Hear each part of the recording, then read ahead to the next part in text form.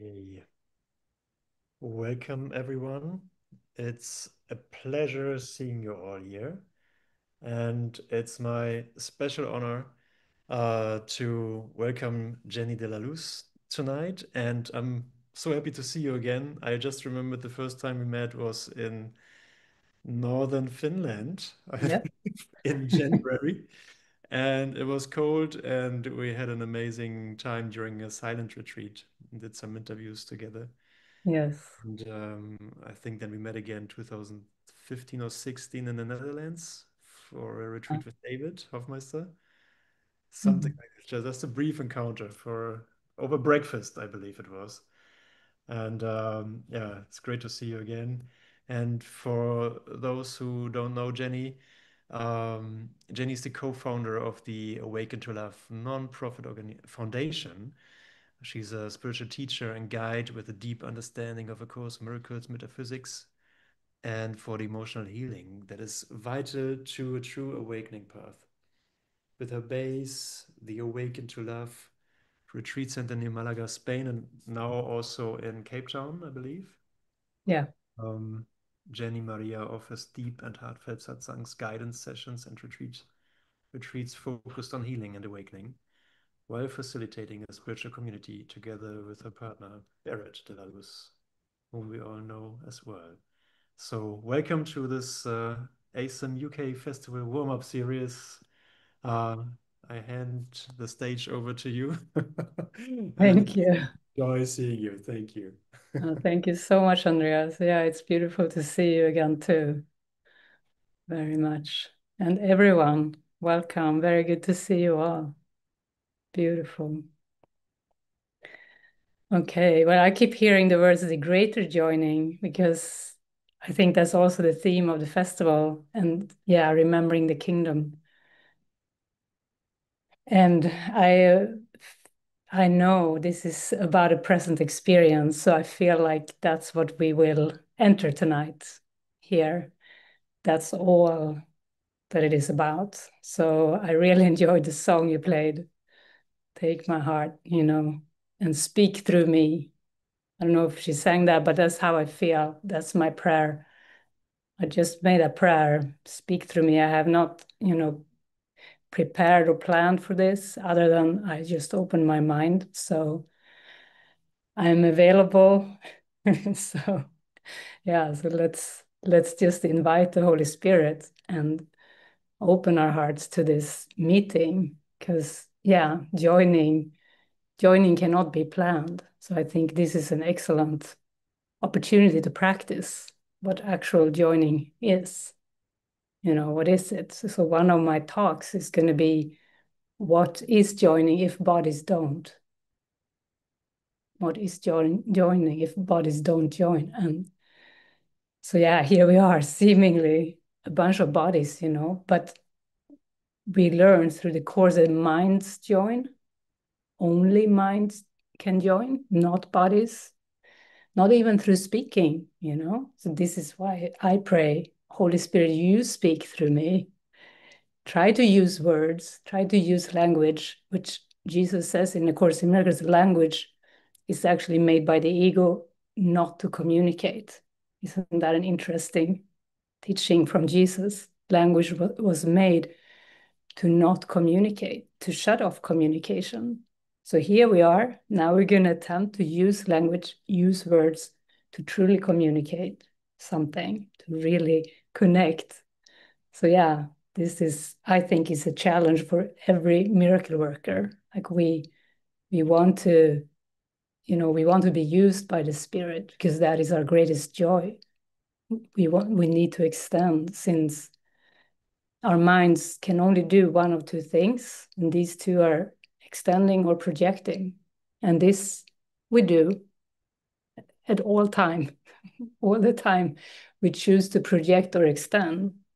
And until we have ceased to project, then we can only extend and we realize, oh, that's the only thing we could truly do anyway, because when we realize that this world is not real and this is a dream, yeah, we will be in constant communication with God. And this is communion. This is, this is the real deal. So yeah, so I am here to join with you, and I feel very open to an interactive session with questions or reflections or bringing up something. That's what we do in our satsangs. We usually, do a meditation, and then we open up the room for people to lift up things. So yeah, so maybe I could share a little bit about my background, perhaps, because when I received the Course in Miracles in 2005, I did feel this strong call that, yeah, I want to learn who I am. I want to learn through communication or joining, So I gave it all. I gave up everything and decided to just follow the spirit, which was quite challenging and quite, abrupt in my life. This was almost 20, yeah, this was 20 years ago, actually. Now, today, almost today.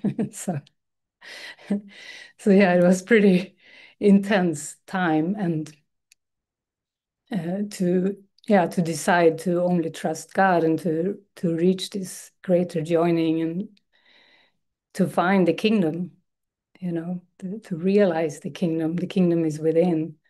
So that was an intense time because I decided not to compromise. I wasn't gonna talk to people if I didn't feel it in my heart. I wasn't gonna do anything that didn't feel guided by the spirit. And so first it was a challenge because I didn't really know what was guided by the spirit. So I was just, kind of emptying out everything I could from my life, from my mind. And I just sat in prayer for about 3 months. And then I received this calling to leave Sweden and go to America and start to take my steps. And that was, yeah, that's how it started for me. And then it's been such an undoing.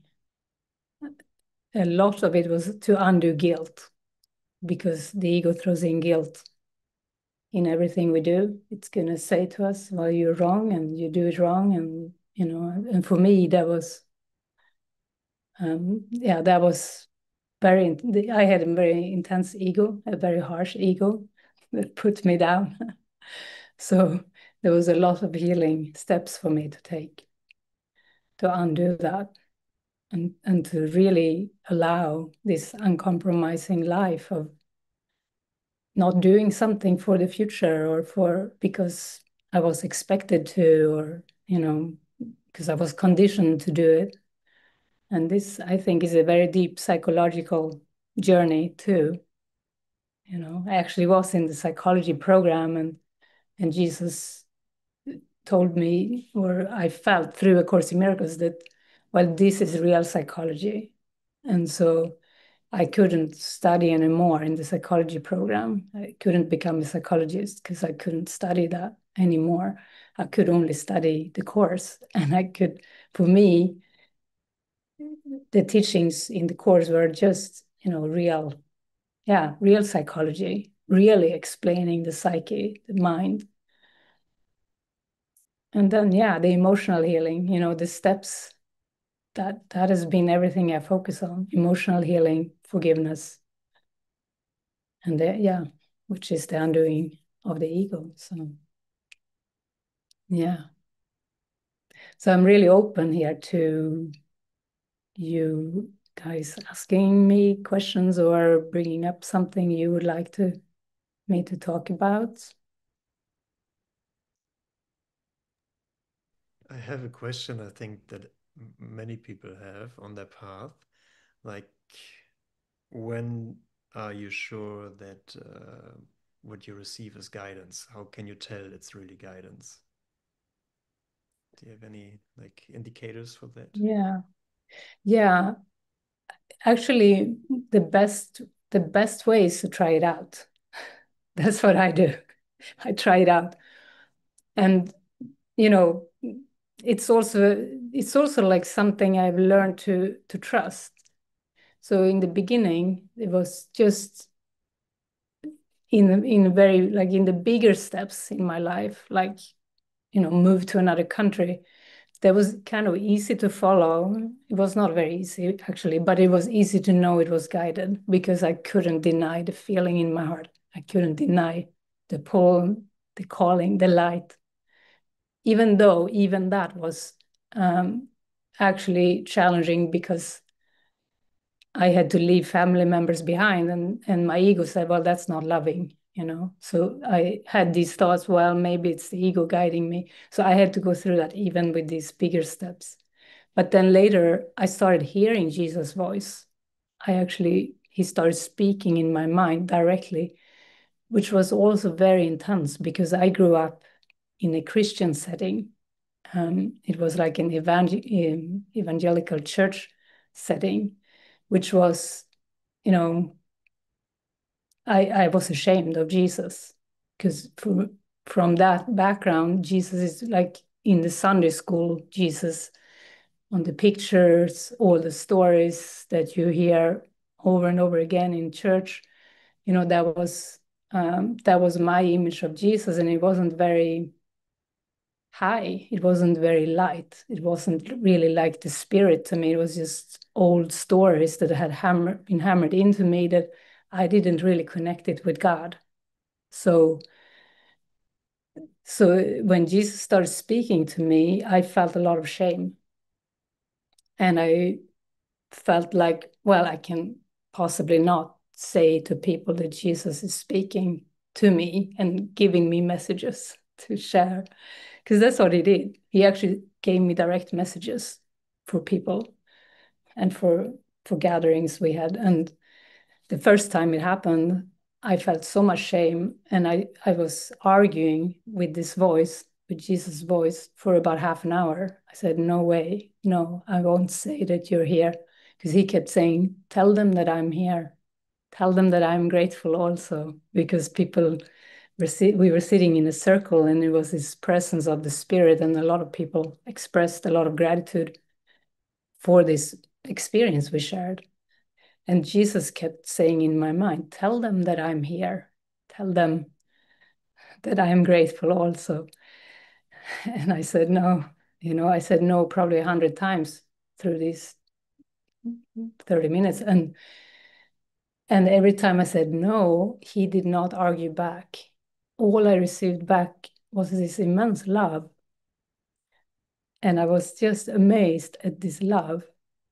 So after having been in this for about half an hour, I decided I must follow because he loves me so deeply and I must trust his voice. So that was the beginning of starting to actually come out of the closet as a Jesus lover, like true Jesus lover, which I don't often talk about Jesus even now, but back then, this was probably 2013 or something, for about 2 years. He spoke directly, and I had to say, Jesus says this. Jesus asked me to tell you this. It happened in gatherings. We had a dance party once with a bunch of people invited, and he said, you have to go up on the stage and speak my words and speak that I'm here, and and even then I was just arguing back. But eventually, after a couple of years, I had forgiven my image of Jesus and accepted this voice. So after this, yeah, about 2 years, I sat down one day and I was expecting to hear his voice again. And I didn't hear it. It was another experience. It was more inward. It was more like, yeah, this I say it's the Holy Spirit, you know, and which it is. And I could more like experience it, yeah, as an inner experience that, spoke, yeah, not as Jesus' voice anymore. So then I knew, okay, I finished this lesson of forgiving my image of Jesus. He says that in the course, forgive me your illusions, and even he says we have to forgive God, the way we perceive God. He says you don't even see God without form, without a body. You can't imagine, or you can't, think of God without form. So yeah, so there is a lot of projection that we need to heal and undo. So, yeah. Thank you. I'm not sure either Daniel or Marie have raised their hands. I think you can unmute yourself, guys. Hi, Jenny, Andreas, everyone. Hey, Daniel. Hey, So today I had a wonderful experience with Mari. Some stuff from my past came up, and I expressed a whole bunch of stuff that I experienced through my life, which I judged as, yeah, being quite extreme situations I was in. So all of this came up and felt really good to express. And then afterwards, I took a walk and I stumbled upon this quote from the Course, which I felt this is Spirit telling me something about this, but it also raised a couple of questions. So I was wondering if I just, yeah, read the quote, if you can maybe talk a little bit about that. Sure. It is like, what could you not accept if you but knew that everything that happens, all events, past, present, and to come, are gently planned by one whose only purpose is your good? It's beautiful. It gives me goosebumps. Me too. It- there's also this question of like how to look at it because, you know, seemingly intense stuff happened. And then it says like it was all planned by one whose purpose is your good. So yeah, I would like to learn a little bit more about this. Hmm. Yeah, I love that. That's what I felt too about my own life. Like I really want to learn about that because it was so intense. The experiences I had, was incredibly intense. And I think maybe many of us can sign on under that, from childhood and intense experiences. How can that have been planned by someone who has our highest good in sight? And it's the answer is this only from the Holy Spirit's perspective, that you will see that it was all good and it was all planned by goodness, by love. So it's only from the forgiven perspective.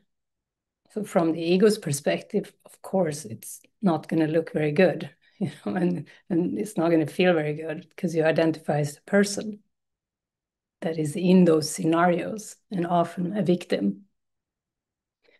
So it's only when you have forgiven it, you let go of the past completely, you will see it as a blessing. You will just see how loving it all actually was, because all the distortion will be washed away and the illusion is gone. And probably you won't also remember anything other than love. So yeah. So that's why he can say that.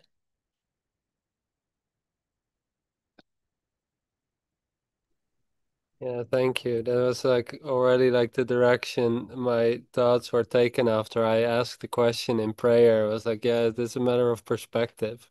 So it's only my current judgments on the events that make them, uh, yeah, like unacceptable or makes it hard to believe that the Holy Spirit actually planned all of these things for my own awakening.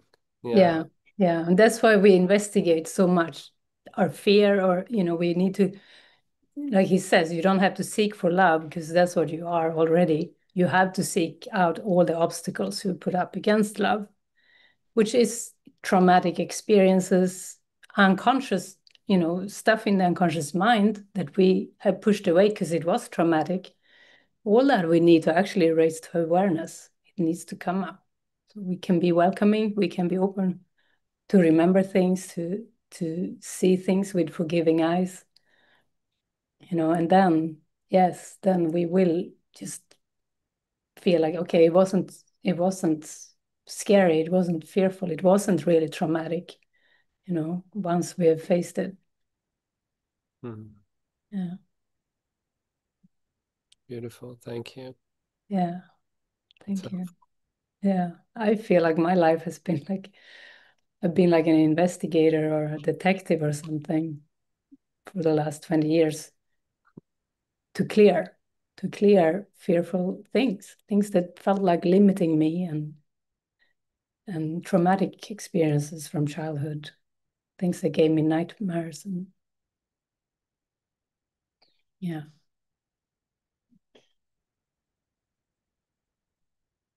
Thanks, Daniel, for that. You said you'd read a couple of quotes. Was there another one?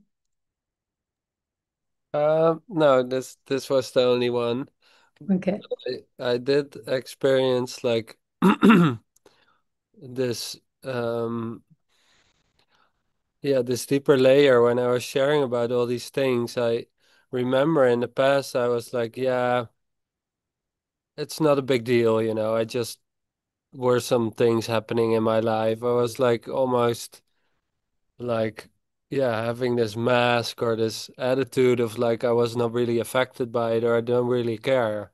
But now looking deeper, yeah, there were definitely some deeper layers to some of these events. So I was actually grateful that that opened and that I was like going in instead of holding on to the defense against the deeper layers. So it was actually a really good experience today.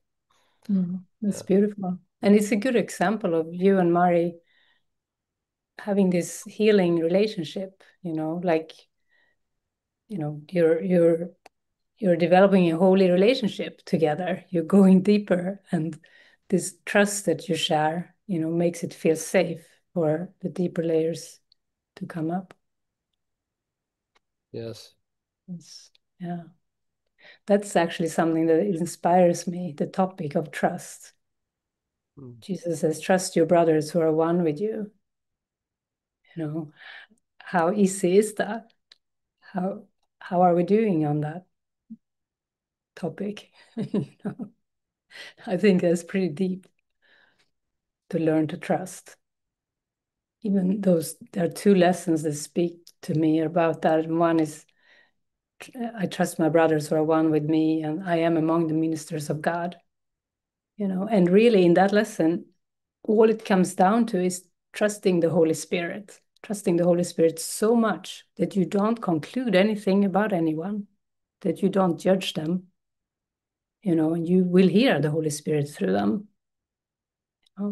And the body will not matter very much, like he's saying, that it's not your brother's body that is your brother, it's your brother's mind.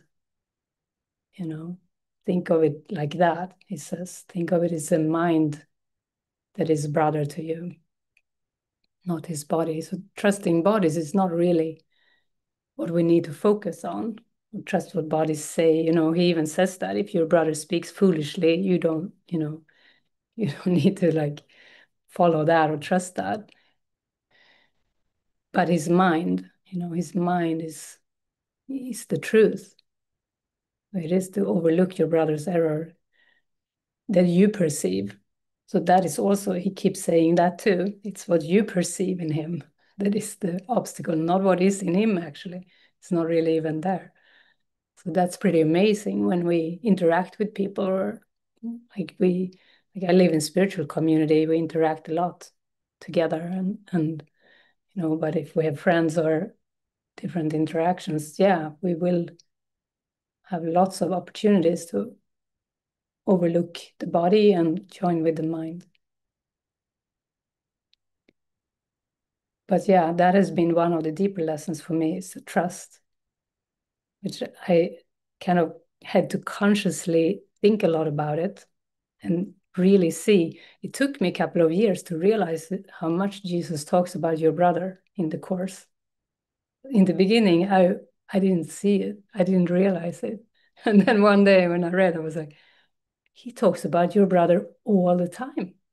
Like every page in the course. It's like, how do you perceive your brother? You know, this is where the work is. The forgiveness work with that. Because what we project is what we need to release. And what we project is actually our own self-hatred. It's what we believe is inside us and we can't stand it. So we put it out there on someone else.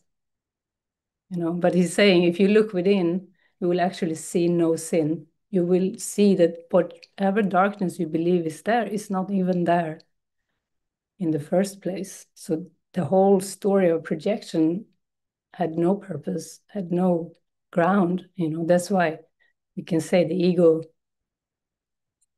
doesn't have a source.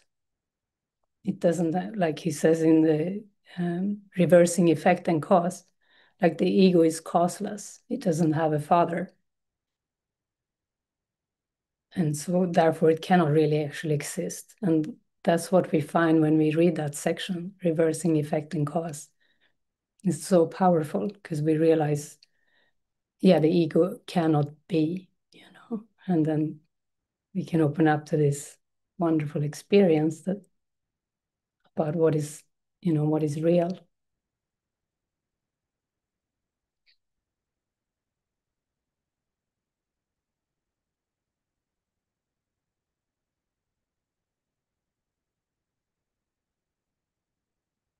Iona? Fiona, you can unmute yourself. Thank you. I just wonder if you have any advice about resistance. Yeah. Yeah. You know, yeah, resistance is pretty common. I think the body is like a package of resistance. Like the body is a concrete form of fear. So the body is the resistance to God. So the body identity, yeah, that is our big resistance to God. So first of all, yeah, the identity, you know, to actually invite, okay, what is my true identity? That can even be like a prayer that you use when you notice your resistance, you know, because I think all of us have it. You know, if we wake up in the morning and we just like laying in bed and we don't want to go up and read the course, or, you know, that's resistance.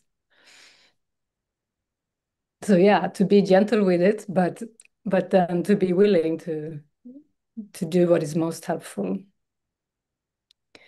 And because it is about an experience. And I was never, you know, I was very eager for the experience.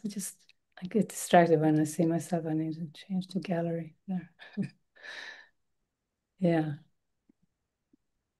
Yeah, so okay. Just trying to find you again. Thank you. Yeah. Yeah, you know, I like willingness. All it takes is to offer some willingness, you know, even a little bit of willingness will help you shift your mind. And the ego is always wanting to shift the form and say you have to do something different, you know, to change. But actually, no, you have to change your mind. And that can be very quick. We spoke about it here at lunch today. It's a tweak. It's like a little, just a tweak from wrong mind to right mind. And all it takes is to offer some willingness, because that paired with the spirit, you know, that will help you shift. And then I would say also to trust prompts, guidance. You know, if you get an inspiration or thought to call someone, or, you know, trust it, follow it, because it's going to help you out. Like the other day, we went on a road trip here because we're in Cape Town, and we had this guidance to drive up the coast a little bit for a couple of hours, and And it didn't seem to fit into the schedule because we had a satsang in the morning and we had an event in the afternoon. So I was like, it doesn't really fit, today. But no, the spirit doesn't think about time. It was like, no, go on the road trip. And it shifted everything. The whole energy in our group and the joining was there. So yeah, so it's really very helpful that we can be guided and trust these prompts. So that will help you with resistance. And be gentle with yourself, because the harshness just creates more resistance. Okay, and yeah, thank you. I saw, is it Erica? Yeah, Erica had her hand up yesterday, Erica. Yeah, I took it down, but I'll can you hear me? Yeah. Okay. So this keeps coming up. So and you mentioned you were raised in an evangelical Christian household. Yeah. So I can't even remember how many Course in Miracles books I've thrown out and how many Bibles I've thrown out. Because for me, I can't seem to figure out how to make the two work together. And there's a lot of pain. I thought I figured this out, but it keeps coming up. I'm in a Bible group with women, and they love to talk about false prophets and false teaching and beware. And I never bring this up. I won't because I'm afraid. But there's so many great opportunities.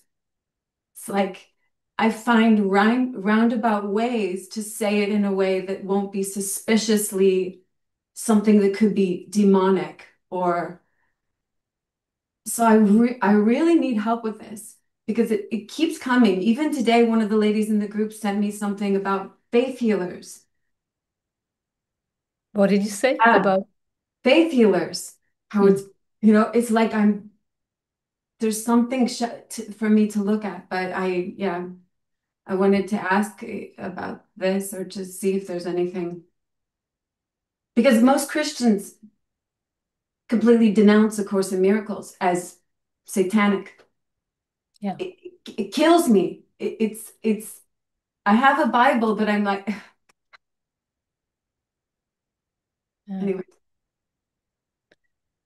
Yeah, so it sounds like you feel really called to be in the Bible group, I suppose, because you're there. I mean, I had a lot of resistance, but I keep showing up. And I mean, I get very emotional, so things open up in a way where we go beyond the chit-chatting. I don't want to say I'm being used or feel special, but Yeah. I'm learning, and a lot of the Bible passages are incredible. They talk about a new mind. There's passages that absolutely align with the Course in Miracles, and then there's stuff I'm like, I don't know what this is. Yeah. Sounds like a lot of rules. Doesn't feel like the Holy Spirit, but yeah, I don't know. Yeah, beautiful. Well, it feels like, that it's courageous, it's strong to be in a Bible group, being a Course in Miracles student. So that's beautiful. And then, I would say I wouldn't hold back necessarily. If you feel inspired to share, you should share. I think we're trained, to not rock the boat for people, and we're trained to be pleasant. And our egos like that too, because we want to be liked, But actually, if you speak the truth, if you speak what comes to you, or even something from the Course, you might not be liked by some people, but actually the ones who can hear, the ones who have the ears to hear, will recognize the spirit. So I find that, the Course is what Jesus spoke about even 2,000 years ago when he was walking on this earth. And he said, there will come a time when you will hear, when you will see directly. There will not be this darkened glass, like he speaks about in the Bible. So, and I feel that's a Course in Miracles for us, because we're ready for that. So you're like combining, and it's beautiful because it's, pure Christianity, pure Christian mysticism. That is so beautiful. That is what, that is Jesus' message. And just because people didn't understand it back then, 2000 years ago, it got so distorted and things were taken out. And so the Bible is, like you say, it's a mix. There's some very beautiful and clear things, and then a lot of, distorted teachings. So, I would just say relax and enjoy, enjoy spirits through you. Enjoy what you feel guided to say and trust it. The course has, quite early in the course, there's these descriptions of what he said in the Bible. There are certain Bible quotes, that can be very powerful to read to Christians. But would I say to Judas that he betrayed me when I didn't believe in betrayal? He really lays it out there. I think the thing, I don't want to take up other people's time, but it yeah, there's something that's going on. It's me. It's not that the other people are doing anything, but I keep declaring that it's them, and that it's Yeah, it's okay. deep. It's okay. Yeah.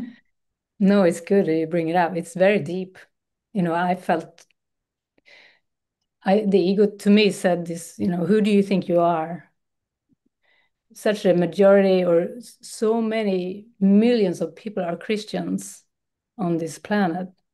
Who do you think you are? You're going to go against that teaching? Like, by the minority that the Course in Miracles community is. And I was like, yeah, I will have to do that. I will have to, go against these teachings about the sacrifice of the blood, and that Jesus got sacrificed on the cross, and these false beliefs that don't make sense. I had to kind of go against them in my mind. And even I left church when I was 21, and I thought, well, I might go to hell, and so be it. Actually, I thought, because I needed to follow this inner calling. So yeah, but it's interesting you see it's your mind. And I feel that for many of us course students, we can keep it in the closet, so to speak. We keep it to ourselves. There can be a shame or some belief that it's not okay to go out with it, to be open about it. So it's good to face that shame, and to see that the world is actually a reflection of your mind. And that's very interesting when you think of Christianity and history, how, it seems very widespread, and to go against that, it's not like we go against that, but we go beyond it. We take further steps. The ego will say, well, who do you think you are? And you can say that. Who do I think I am? I am the Christ. The Christ is my identity, that's my true self. So you can take these steps and to realize that more and more in an experience. It's not, we're not Christ as bodies, but as in our mind. In our right mind, we are one mind, and that's the Christ. So enjoy. And even if people get angry or if stuff comes up, it's not really your responsibility, it's not that you need to be there to trigger people, but if something loving and inspiring and helpful comes through, it's okay if somebody gets angry a little bit. It's just That's just reactions. Others may be very, very grateful. So thanks for sharing about that. Thank you.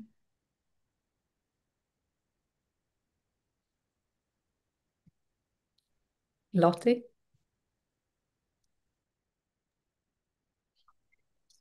I'd just like to say that I think might be helpful to Erica and maybe others too, that I have long-term friends who are deeply, deeply Christian and very challenging about what I'm doing.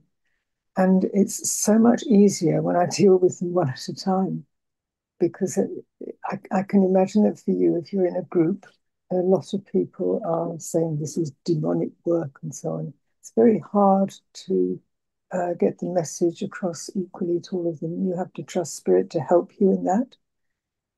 But contacting my friends and being given the opportunity to think things through with Spirit and know quite clearly what to say, they have shone with light as a result and said, thank you so much.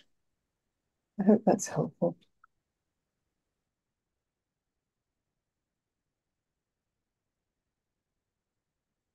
Yeah, that's helpful.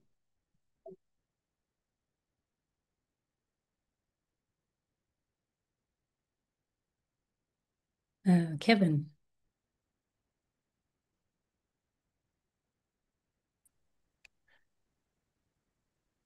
Yeah, just like to comment on what you said near the beginning about only mind joining, not bodies.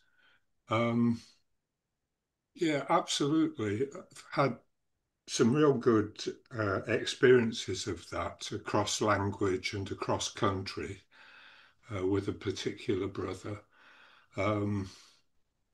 Number of times, eventually, I've come to accept that I'm not making it up, if you like, if I can put it in sort of dualistic terms. But I know as well that that communication goes when the bodies are together, when the bodies are present, because we're distracted by all sorts of things, by the busyness of the world, just by the physical proximity. And yet, God damn it, I still want the closeness, the physical proximity. So any comments you have on that would be welcome. Yeah, thank you. Yeah, I think of it like, because I feel it too. I love closeness to others, even physical closeness,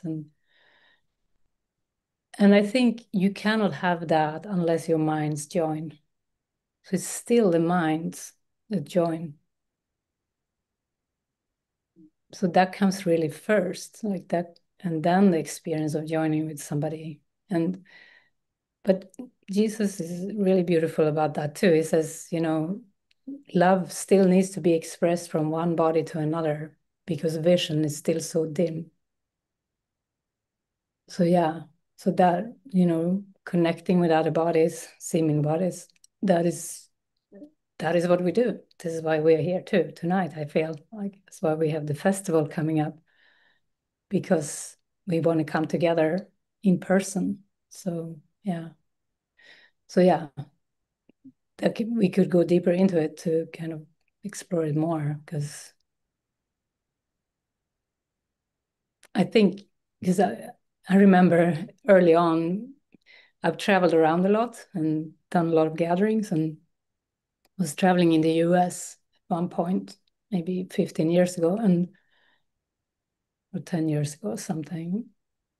And someone said, "Oh, I'm so jealous of you, and it's so easy for you because you have your friends. You're traveling with your friends, and it's so good for you. I'm so alone." And I said to them, "No, I've faced loneliness. I've actually faced deep, deep loneliness. I've been by myself for months, sometimes for years, just Yeah. Not being able to connect with others." And And so the true joining or real deeper joining have come after facing a lot of that. So yeah, so I know it's the minds that join. And then, yeah, I think these things fall away gradually. The need to join with other persons or other bodies. Just, yeah, I don't think we need to like force anything at all. We just keep doing our forgiveness. And then I feel there is more and more joining. It's usually more interaction coming in. So, yeah. Thank you. Thank you. Thank you. George, would you like to unmute yourself? Hi, Jenny. Hi.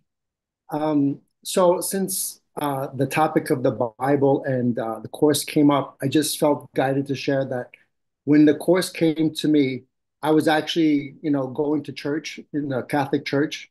And after a few months, as I was reading the text, I actually had to stop going to church because, what was coming in the text was just really resonated with me in a very deep, profound way. And part of me knew it was true. So when I would go to church, I felt like half of it was correct. They're teaching about love, but then they're also teaching that we're guilty and we have to go to confession. And that never seemed to resonate with me. So it was like mixing oil and water. And I actually had to stop going to church because consuming the message from the course and with the church, like you said, there are nuggets of wisdom in the Bible, but there's also a lot of what I would say, misinterpreted teachings in the Bible. Um, so, and it's interesting because the first year when I was practicing the course, I really wanted to correct anyone that I thought was teaching the course incorrectly. And then I got this prompt, before you remove the speck from your brother's eye, remove the log beam from your own eye. So then I realized, and I didn't like the way I felt after correcting people. So I knew that wasn't right. So I realized everything I experience is I'm 100% responsible for. So yeah, so that's like one teaching of the Bible was, before you remove the speck from your brother's eye, remove the log beam from your own eye, because I'm seeing everybody exactly the way my mind wants to see them. So it's just about reversing the projection and taking responsibility for what I see. Yeah. Yeah. And that is also something I love. When you have an issue with someone, if you sit down with that feeling, however long you have to sit with it, but if you're able to transcend it, it's amazing. Like, Mhm. like I love doing that work, to release our own perception and then to see a reflection from the other one afterwards. It's amazing. It's beautiful. Yeah. So yeah, I agree with you. Remove the log from your own eye. That's a very consistent teaching through the Bible and the course. Yeah. Yeah.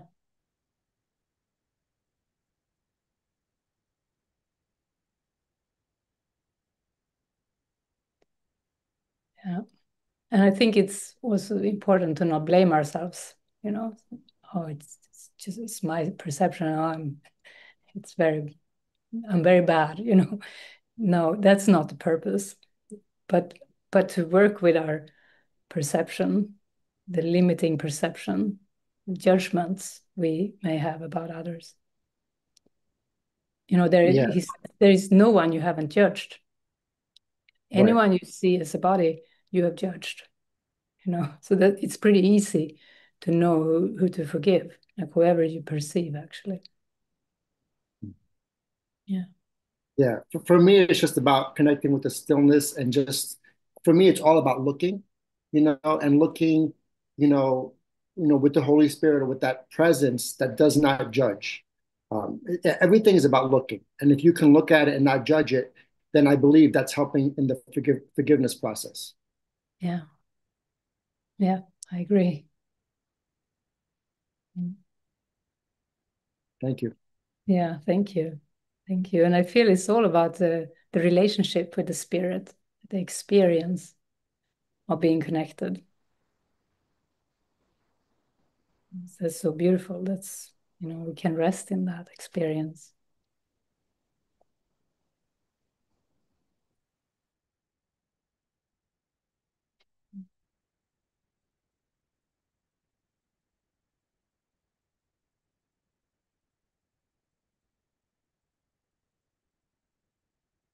It's so nice to be here with you. This is past my bedtime. I actually usually go to bed like at 8 or 9 here in South Africa because it's winter and it gets dark early. And so this feels delightful to be up later and be with all of you.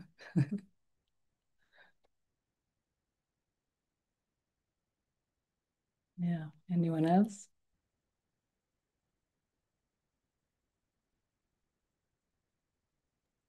If you have a question or a comment, just use the hand symbol or write something in the chat, Inge. Yes, I had an experience, and I don't know if this is perception or an insight, if it's true or if it's ego. And it's an idea about a brother who is very ill, and during Course in Miracle retreat, suddenly it was a kind of insight that this friend of mine is fighting against death. And I was asking myself if it is, what do I do? Is it me who's fighting against death and projecting it on him? Or how to deal with it? And I found the courage to tell it to him. And he said to me, it's totally wrong. I am in devotion. But for me, uh, it it doesn't sound true. So I don't know, can I trust this insight? Because when I do it, I feel release. Because with this insight in combination was also, so if death doesn't exist, all this fight is fighting with nothing. And when you do it, you forget living. And living is never fighting. It lives by itself easily. So this is what turns in my mind, and you spoke about joining, and I don't feel connected with him because he tells me you're wrong. That is not what I do. So I am confused. Is it my wrong thinking, or is it really an insight? Yeah, it feels like an insight. It feels like you experience the spirits and the spirit is showing you something. Okay. But that doesn't mean necessarily that you need to have your brother agree with you, Yeah, that okay. you need to even Okay. help him, 'cause we Okay. can't really help anyone because it is about the healing of your own mind Yeah. and your perception. So, it feels like you're just clearing. It's not like because you have a perception of someone fighting against death that you're fighting against death. Okay. But you have a belief in death. You still have a belief in death. You believe in the concept. Otherwise, it wouldn't cross your mind. Mm-hmm. So it is, in that sense, it is in you, and that you can work with, and then have the prayer to be truly helpful. What does true helpfulness do? You can ask. Can you repeat it? What can true? What does true helpfulness do in Okay. this situation? That can be your prayer, and maybe it is to not try to talk to him about it because he's not open hearing about that. So yeah, and I find that the ego is on the surface. The ego is the one that speaks, the one that is in the body, the person, and it doesn't always resonate or match what's in the mind.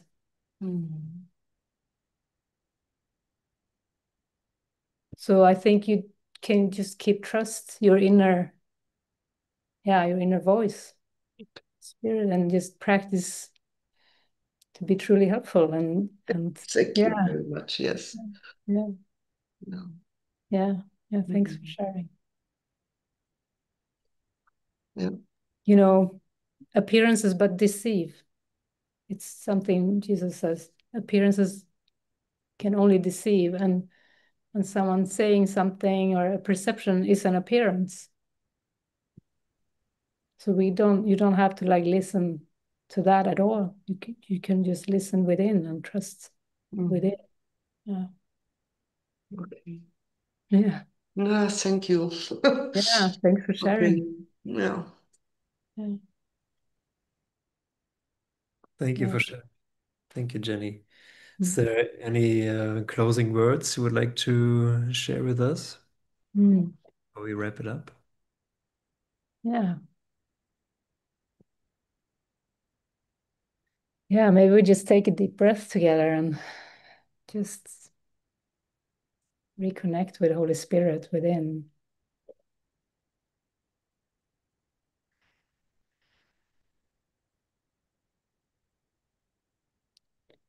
To remember that, this is truly what we want. This experience of connection, of joining with who we truly are.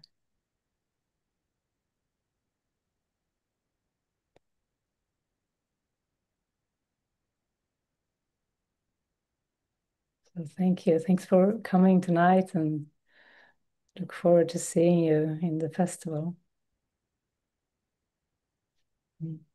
Thank you, Jenny. Thank you for being up that late. Thank you. And sharing your experience here. I've got a link here in the chat for everyone who's interested in the ACIM UK Festival coming up from the 11th to the 14th of September in Derbyshire in the UK.